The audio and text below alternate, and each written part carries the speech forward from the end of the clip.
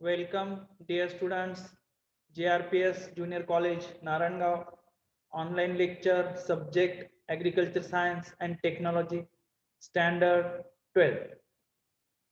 Dear students, in previous lecture, we have studied about chapter number 13, Agriculture Marketing.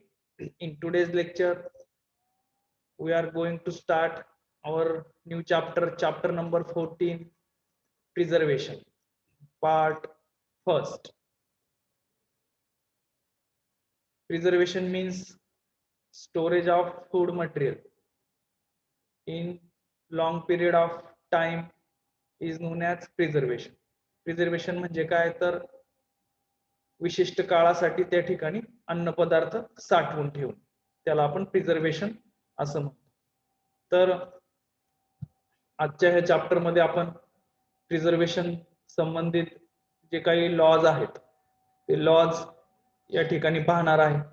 त्याचबरोबर preservation किंवा अन्नाची preservation मध्ये होणारी अन्नाची जी नासाडी आहे किंवा अन्नाचं जे डिटोरिएशन आहे ते डिटोरिएशन आपण आजच्या लेक्चर मध्ये कुठल्या कारणांमुळे होतं हे पाहणार आहे. First, food laws and regulations. यामध्ये आता सगळे जे लॉज आहेत पदार्थ साठवणुकीसाठी जी नियमावली बनवलेली आहे गव्हर्नमेंट, ती नियमावली कधी झाली आणि त्या नियमाचे इयर्स या ठिकाणी आपण पाहणार आहे.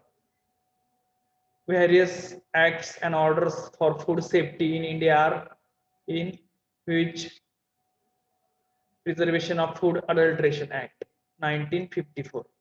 त्यामधला जे वेगवेगळे ऍक्ट आणि ऑर्डर्स त्या ठिकाणी तयार केल्या गेल्या त्यामध्ये पहिला आहे प्रिव्हेन्शन ऑफ फूड अडल्ट्रेशन. त्यामध्ये फूड मध्ये अडल्ट्रेशन होऊ नये म्हणून जो ऍक्ट केला गेला तो 1954 ला केला. Then food products order 1955. Food products order 1955 ला त्या ठिकाणी तयार करण्यात आली. Then meat products order 1973. Meat product order 1973. Then milk and milk products order 1992.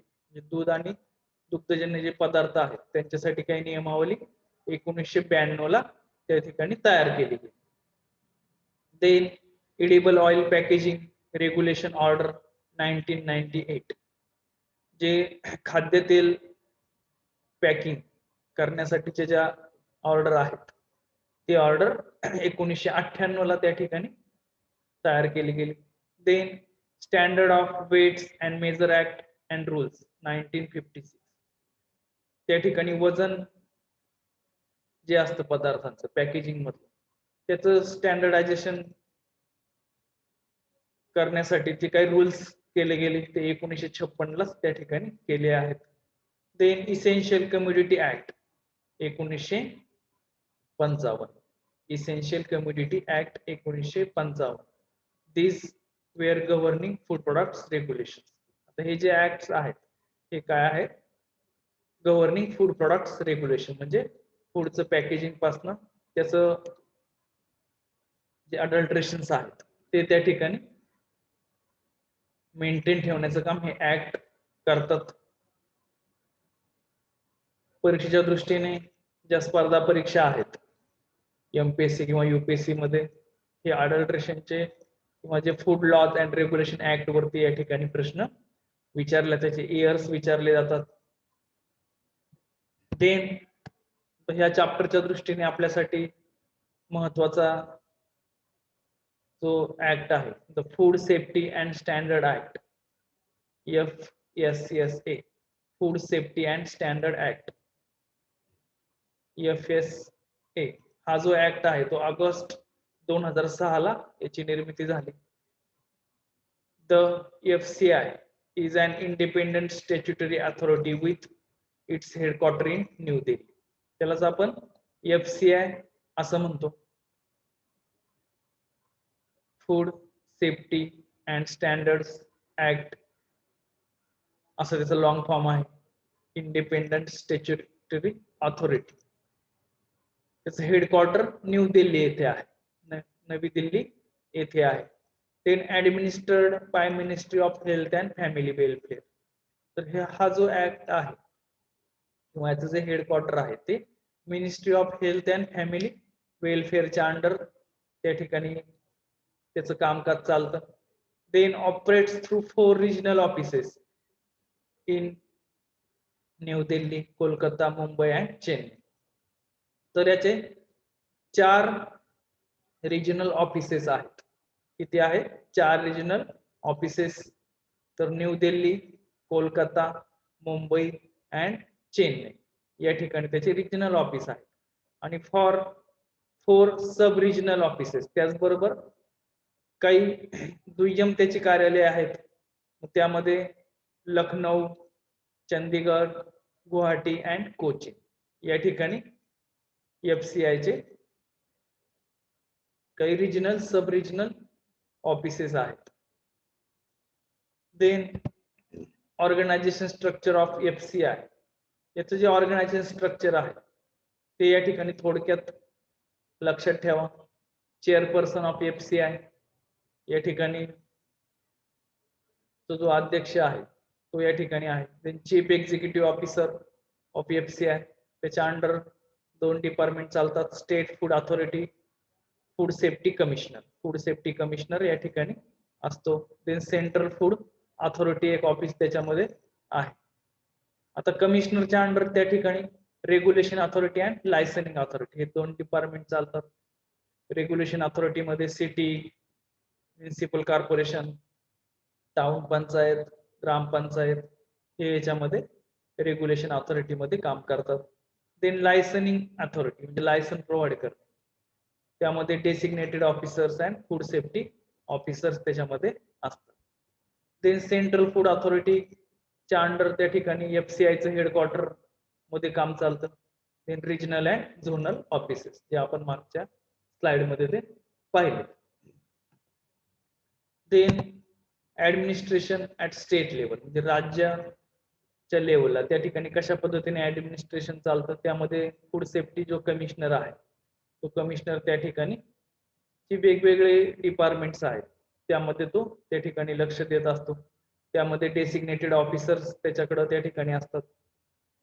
Then referral laboratories, accredited laboratories and food analyst याच्यावरती तो नियंत्रण ठेवतो. देन फूड सेफ्टी ऑफिसर्स या ठिकाणी ते काम पाहण्याचं का करतो. देन ऍडजस्टिकेटिंग ऑफिसर, त्यामध्ये food safety, appellate tribunal, special courts जे काही कोर्ट कचेरींची जी कामं आहेत ते ऍडजस्टिकेटिंग ऑफिसर्स त्या ठिकाणी पाहतात. जे काही कंपन्या असतील त्यांच्या विरोधात काही कारवाई करायची असेल ते सगळं फूड सेफ्टी ॲपेलेंट ट्रिब्युनलच्या अंडर त्या ठिकाणी ते काम चालतं. स्पेशल कोर्ट्स त्या ठिकाणी उपलब्ध आहेत. अशी कामं त्या ठिकाणी फूड सेफ्टी कमिशनरच्या अंडर स्टेट लेवलला चालतं. Then food safety standards regulations, त्यामध्ये FCI it encourages self regulation by food business operators. या ठिकाणी काही नियमावली केलेली आहे. FCI has to perform following regulations, act and orders. तर FCI ने त्या ठिकाणी वेळोवेळी त्या ठिकाणी काही नियम बनवलेले आहेत. त्यामध्ये first licensing and regulation of food business, license देण्याचं काम केलं जातं फूड बिझनेस मध्ये. रेग्युलेशन 2011 त्या ठिकाणी त्याची नियमावली बनवलेली आहे. Then food product standards and food additives, food प्रोडक्ट्सचे स्टँडर्ड्स त्या ठिकाणी तयार केले जातात. देन फूड ऍडिटिव्स, अन्नधान्यामध्ये त्या ठिकाणी काही ऍडिटिव्हचं मिक्सिंग केलं जातं त्यासाठी 2011 नियम बनवले आहेत. Then production and restriction on sales regulations 2011. तर प्रोडक्शन आणि सेलवर ते रिस्ट्रिक्शन देण्याचा जो कायदा आहे तो 2011 तयार केला. Then food product standards and food additives 2011 या ठिकाणी आपण तो पाहिलेला आहे. Then contaminants, toxins and residue regulations 2011. तर कॉन्टॅमिनंट्स, टॉक्झिन्स अँड रेसिड्यू जे अन्न पदार्थांमध्ये असतात त्याच्याबद्दल पण त्या ठिकाणी कायदे केलेले आहेत. Then laboratory and sampling analysis regulations 2011. 2011 मध्येच त्या ठिकाणी laboratory and sampling analysis regulation act त्या ठिकाणी करण्यात आलेला आहे. तर या पद्धतीने या ठिकाणी food safety standard regulation act for business food business operators यांच्यासाठी तयार केलेले. Then next point is principle of preservation. आता साठवणुकीचे काही त्या ठिकाणी तत्व आहेत, ती तत्वांचं त्या ठिकाणी पालन करावं लागतं किंवा त्या ठिकाणी तेवढी काळजी घ्यावी लागते. त्यामध्ये first, prevent or delay of microbial decomposition. त्यामध्ये prevent and delay of microbial decomposition म्हणजे जे काही सूक्ष्म जीवजंतू आहेत मायक्रोबायल, तर त्यांचं त्या ठिकाणी फूडवरती अटॅक होऊ नये किंवा त्यांना ते लांब ठेवण्यात यावं. फूड मटेरियल मध्ये त्यांची एंट्री होऊ द्यायची नाही, त्यासाठी आपल्याला प्रिव्हेन्शन केलं पाहिजे. First, by keeping out micro organism by sanitary handling asepsis. त्याला आपण काही सॅनिटरी हँडलिंगच्या मार्फत त्या ठिकाणी मायक्रो ऑर्गॅनिझम दूर ठेवतो अन्न पदार्थांपासून. त्यामध्ये keeping micro organism out from entering into food is called asepsis. हे महत्वाचं आहे, परीक्षेमध्ये रिकाम्या जागेमध्ये हे नेहमी विचारतात. Keeping micro organism out from entering into food is called asepsis. Asepsis कशाला म्हणायचं, तर मायक्रो ऑर्गॅनिझम आपण लांब ठेवायचे एंटरिंग इनटू फूड, फूड मध्ये त्यांची एंट्री झाली नाही पाहिजे. It includes the use of clean vessels, instruments, maintain hygienic condition during preservation. तर यामध्ये आपण काय करायचं आहे, तर जे व्हेसल्स आहेत, जी काही भांडी वगैरे आपण वापरतो अन्न पदार्थ तयार करताना किंवा त्यांची साठवणूक करताना काही इन्स्ट्रुमेंटचा वापर करतो, तर ते हायजेनिक कंडिशनला त्या ठिकाणी ते ठेवायचे आहेत ड्युरिंग प्रिझर्वेशन. साठवणुकीच्या दरम्यान ते पूर्णपणे सॅनिटाईज करून घ्यायचे, हायजीन त्या ठिकाणी ते करून घ्यायचे आहे, जेणेकरून कुठलाही मायक्रो ऑर्गॅनिझम प्रिझर्वेशन मध्ये पदार्थांमध्ये जाणार नाही. देन सेकंड, मायक्रोबायल डिकम्पोजिशनच्या याच्यामध्ये रिमूव्हल ऑफ मायक्रो ऑर्गॅनिझम्स. दुसऱ्या मेथड मध्ये आपण डायरेक्ट मायक्रो ऑर्गॅनिझम रिमूव्ह करतो. Removal of micro organism from the food can be achieved by filtering the products by using bacteria proof filter paper. Removal of micro organism from food can be achieved by filtering the product by using bacteria proof filter paper. बॅक्टेरियाचं त्या ठिकाणी entry होणार नाही, त्यासाठी काही filter पेपरचा वापर केला जातो. Then rinsing raw food with potable water remove most of the soil organisms on the surface of the fruit and vegetables. आता ज्या फ्रुट्स आणि व्हेजिटेबल्स आपल्याला प्रिझर्वेशन करायचं आहे, तर ते व्यवस्थित स्वच्छ धुवून घेतले पाहिजेत पाण्यामध्ये. त्यामध्ये हॉट वॉटर असेल किंवा कोल्ड वॉटर, त्यामध्ये त्या ठिकाणी ते वॉश आउट करून घ्यायचे, जेणेकरून कुठलेही सॉइल मातीमधला मायक्रो ऑर्गॅनिझम त्या फ्रुट्सला वगैरे चिटकून येणार. Then trimming away the spoiled portion of food may help to reduce contamination. त्याचबरोबर काही फूड मटेरियल फ्रुट्सला वगैरे त्या ठिकाणी डॅमेज केलेला असतो मायक्रो ऑर्गॅनिझम्सनी किंवा इन्सेक्ट, तर तो पोर्शन त्या ठिकाणी कट करून टाकायचा आणि तो त्या ठिकाणी रिमूव्ह करायचा. त्यामुळे मायक्रो ऑर्गॅनिझम त्या ठिकाणी त्या फूड मटेरियल मधनं निघून जाते. तर अशा पद्धतीने या ठिकाणी रिमूव्हल ऑफ मायक्रो ऑर्गॅनिझम्स या ठिकाणी फूड प्रिझर्वेशन मध्ये आपण करणं गरजेचं आहे. Then handling the growth and activity of micro organism. त्यानंतर जे मायक्रो ऑर्गॅनिझमची ग्रोथ फूड मध्ये होत असते ती त्या ठिकाणी आपण स्टॉप करायची आहे. Low temperature decrease the growth rate and multiplication of micro organism. त्या ठिकाणी कमी तापमानाला त्या ठिकाणी प्रिझर्वेशन फूड क्रॉपचं फूडचं करायचं आहे आणि त्यामुळे त्या ठिकाणी मायक्रो ऑर्गॅनिझमचं ग्रोथ ऑटोमॅटिकली मल्टिप्लिकेशन त्यांचं थांबतं. जसं की आपण फ्रीज मध्ये अन्न पदार्थ ठेवतो, तिथं काय असतं तर टेम्परेचर लो त्या ठिकाणी असतं, त्यामुळेच मायक्रो ऑर्गॅनिझमची ग्रोथ त्या ठिकाणी होत नाही आणि अन्न पदार्थ आपलं आपण लॉंग पिरियड साठी स्टोअर करू शकतो. Then food products can be dried under sun heat. त्याचबरोबर काही जे फूड प्रोडक्ट्स आहेत जे आपण सुकवलेल्या अवस्थेमध्ये ठेवतो, असे त्या ठिकाणी आपण सूर्यप्रकाशामध्ये ते वाळवून घेतो. Then use chemical preservative, for example citric acid. काही ठिकाणी आपण केमिकल प्रिझर्वेटिव्ह त्या ठिकाणी वापरतो, for example citric acid. Then refrigeration and freezing slow down or stop microbial growth. त्याचबरोबर जे काही मायक्रोबायल ग्रोथ आहे ती आपण रेफ्रिजरेशन मध्ये त्या ठिकाणी स्लो डाऊन करतो. Then evacuation of food pack stop the growth of micro organism.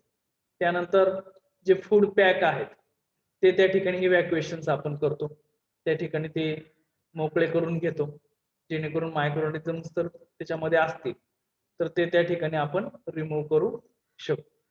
तर अशा पद्धतीने या ठिकाणी handling the growth and activity of micro organism आपण प्रिझर्वेशन मध्ये त्याचं प्रिन्सिपल आहे.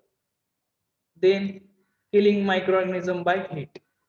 यामध्ये आपण चौथा मुद्दा पाहतोय प्रिन्सिपल्स ऑफ प्रिझर्वेशन मधला, prevent or delay of microbial decomposition. यामध्ये डिले किंवा प्रिव्हेंट करायचा आहे. यामध्ये चौथा मुद्दा killing micro organisms by heat. उष्णतेचा वापर करून आपण मायक्रो ऑर्गॅनिझम किल करू शकतो. Application of pasteurisation of mild heating and sterilisation reduce the micro organism by killing most of them. या ठिकाणी माइल्ड हीटिंग करायचं आहे, स्टरलायझेशन करायचं आहे जे काही फूड प्रोडक्ट्स आहेत त्याचं, त्यामुळे मायक्रो ऑर्गॅनिझम्स त्या ठिकाणी किल होतात, मरतात. Then improved packaging, airtight sealed containers, microbial spoilage is control. त्यानंतर काही प्रोडक्ट साठी आपण एअरटाईट कंटेनर्सचा वापर करतो, बॉटलिंग त्या ठिकाणी करतो आणि त्या एअरटाईट करतो. त्यामुळे जे मायक्रो ऑर्गॅनिझम्स आहेत त्यांची ग्रोथ त्या ठिकाणी होत नाही आणि अन्न पदार्थ त्या ठिकाणी आपण जास्त काळ साठवून ठेवू शकतो. Then second principle is prevention or delay self decomposition of food of the food.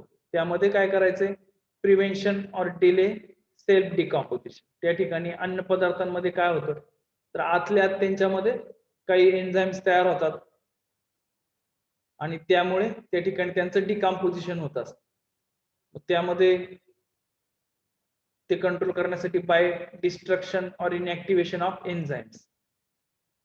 पहिली त्याच्यामध्ये मेथड आहे destruction or inactivation of enzyme. एन्झाइमचं डिएक्टिवेशन, डिस्ट्रक्शन करायचं आणि इनएक्टिवेशन करायचं. For this purpose blanching of the product that is fruit and vegetable in boiling water inactivates the enzyme. त्यामध्ये काही food products आपण बॉइलिंग वॉटरमध्ये, उकळत्या पाण्यामध्ये ते ठेवतो आणि नंतर काही काळाने ते काढून त्याची साठवणूक करतो. It is important pretreatment for freezing and dehydration. आता ही जी महत्वाची त्या ठिकाणी प्रोसेस आहे blanching, for freezing and dehydration करण्याच्या अगोदर ब्लँचिंग केलं जातं.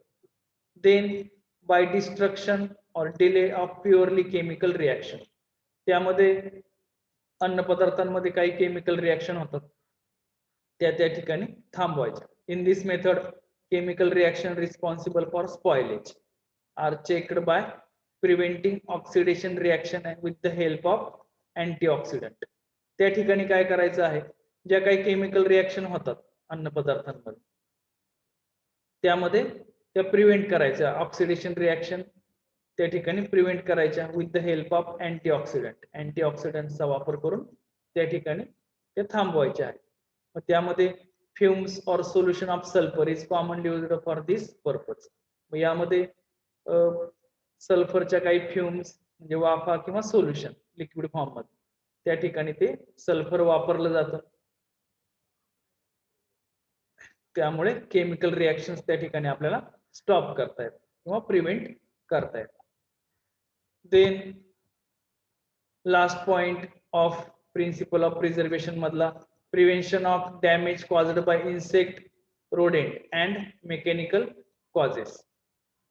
यामध्ये prevention of damage caused by insect and mechanical causes. त्या ठिकाणी काही इन्सेक्ट किंवा रोडेंट म्हणजे उंदीर वगैरे त्या ठिकाणी डॅमेज करतात.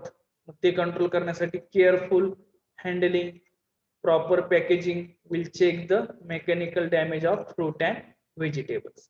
त्या ठिकाणी काळजीपूर्वक आपण ते पदार्थ हाताळायचे आहेत, प्रॉपर पॅकेजिंग करायचं आहे आणि त्यामुळे जे मेकॅनिकल डॅमेज होतात म्हणजे ट्रान्सपोर्ट मध्ये पॅकेट्स फुटतात किंवा इकडून तिकडं एका गोडाऊनमध्ये दुसऱ्या गोडाऊनमध्ये नेताना त्या ठिकाणी काही बॉक्सेस डॅमेज होतात. ते होऊ नये म्हणून आपण केअरफुल हँडलिंग ते करायचं आहे, काळजीपूर्वक त्याची हाताळणी करायची आहे, प्रॉपर पॅकेजिंग करायचं आहे जेणेकरून ते पॅकेट्स फुटणार नाहीत किंवा त्याचं डॅमेज होणार नाही. Then sanitary storage measures with moisture and temperature control protect the food from damage caused by insect and rodents. त्यानंतर सॅनिटरी स्टोरेज मेजर्स त्या ठिकाणी वापरायचे आहेत. मॉइश्चर अँड टेम्परेचर कंट्रोल त्या स्टोरेज कंडिशन मध्ये ठेवायचा आहे. मग त्यामध्ये कोल्ड स्टोरेजचा त्या ठिकाणी वापर केला जातो. Then protect the food from damage caused by insect and rodents. काही इन्सेक्ट्स असतात ते फूड प्रॉडक्ट्स वरती अटॅक करतात. रोडेंट आहेत उंदीर सुद्धा ते कुरतडून त्या ठिकाणी स्पॉइल करतात फूड मटेरियल. तर ते त्या ठिकाणी ज्या काही मेजर्स आहेत सॅनिटरी स्टोरेज मेजर्स त्या ठिकाणी वापरायचे आहेत. तर अशा पद्धतीने या ठिकाणी आपण आजच्या लेक्चर मध्ये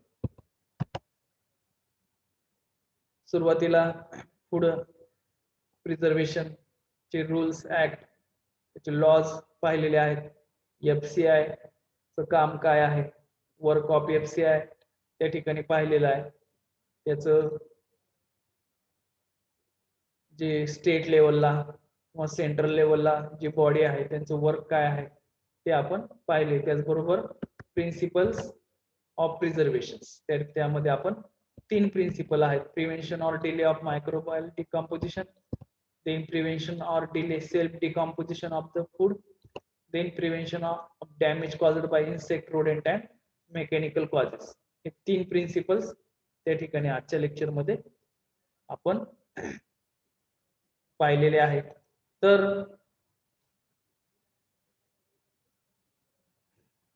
यामध्ये हा आपला शेवटचा जो चॅप्टर आहे 14 नंबर प्रिझर्वेशन, त्याला आपण साठवणूक असं म्हणतो. तर आजचं ते आपलं पहिलं लेक्चर या ठिकाणी संपलेलं आहे. धन्यवाद.